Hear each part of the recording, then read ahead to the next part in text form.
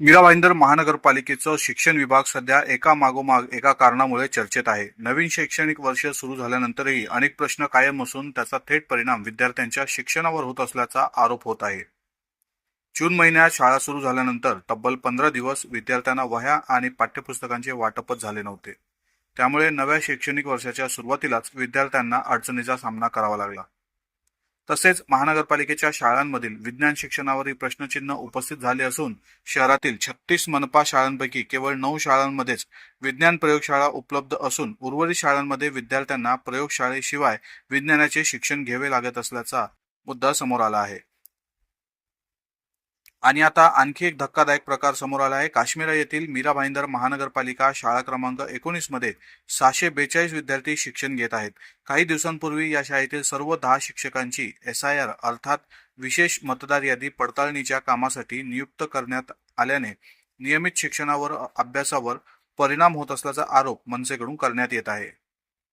की मीरा भाईंदरमध्ये 19 नंबरची शाळा आहे. त्या ठिकाणी 10 ते 12 शिक्षक आहेत आणि ते 10 ते 12 शिक्षक आहेत हे ना BLOच्या कामाला लावलेलं आहे नगरपालिकेने.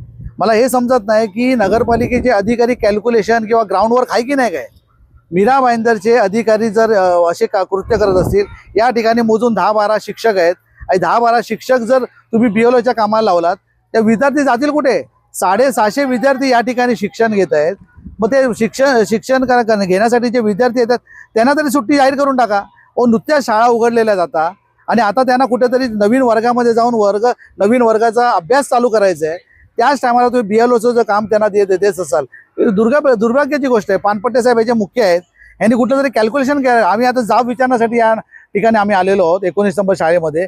त्या ठिकाणी त्यांचं मत तेच आहे की साहेब आम्ही या ठिकाणी नाही, आम्हाला वरून ऑर्डर आलेली आहे की या ठिकाणी तुम्ही BLOच्या कामासाठी SIRच्या कामासाठी तुम्ही लागू व्हायचं आणि हजर व्हायचं. आता या शाळेत 9वी आणि 10वीच्या विद्यार्थ्यांना इंग्रजी आणि गणिताचे शिक्षकच शिकवण्यासाठी उपलब्ध नसल्याची माहिती समोर आली आहे. त्यामुळे प्राथमिक विभागातील शिक्षकांकडून या विषयांचे प्रशिक्षण दिले जात असल्याचा आरोप आहे.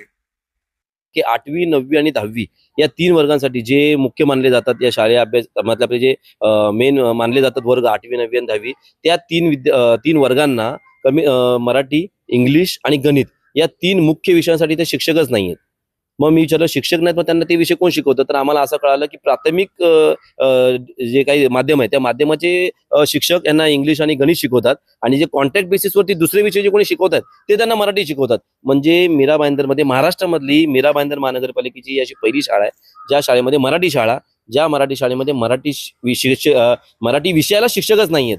ही एवढी लाजिरवाणी गोष्ट आहे की जेव्हा आम्हाला ही गोष्ट कळली तेव्हा आम्ही या कोणी त्या पवार मॅडम म्हणून कोणतरी आहेत, त्या दीपाली पवार मॅडम, त्या पवार मॅडमना जेव्हा आम्ही या बाबतीत विचारलं तेव्हा असा असा विषय आहे आणि 1 वर्षापूर्वी या सदर शाळेने महानगरपालिकेला पत्र दिलेलं आहे की बाबा आम्हाला 1 ऑक्टोबर 2025 ला पत्र दिलेलं आणि सांगितलेलं की या 3 विषयाला शिक्षक नाहीयेत, या विद्यार्थ्यांचं नुकसान होते. आम्ही म्हणजे शिक्षक लोक या विद्यार्थ्यांचं नुकसान होऊ नये म्हणून ते ऍडजस्ट करतायत की बाबा आम्ही काहीतरी हा विषय शिकवतो, मी हा विषय शिकवतो. म्हणजे ज्यांना परमनंट बेसिसवरती द्यायला पाहिजे होते ते शिक्षक न देता जे बिचारे दुसरे विद्यार्थ्यांना शिकवतात ते त्यांचा वेळात वेळ काढून ते 8वी 9वी 10वीला शिकवतात. हे जेव्हा आम्ही दीपाली पवार मॅडम यांना सांगितलं की तुम्हाला पत्र मिळालेलं मॅडम, तरी पण अजून पण तर काय झालेलं नाही, 10 महिने झाले, तेव्हा त्यांनी आम्हाला सांगितलं की या 20 जुलैला म्हणजे आम्ही फोन केल्याच्या नंतर ते आम्हाला सांगतात की या 20 जुलैला आम्ही इंटरव्ह्यू ठेवलेला आहे 8वी 9वी 10वीच्या शिक्षकांचा. मग त्याच्यानंतर आम्ही इंटरव्ह्यू घेऊ आणि लगेच इंटरव्ह्यू झाल्याच्या नंतर 2-4 दिवसामध्ये म्हणजे 25-26 तारीख जी काय असेल त्या तारखेला आम्ही या शाळेमध्ये शिक्षक पाठवू.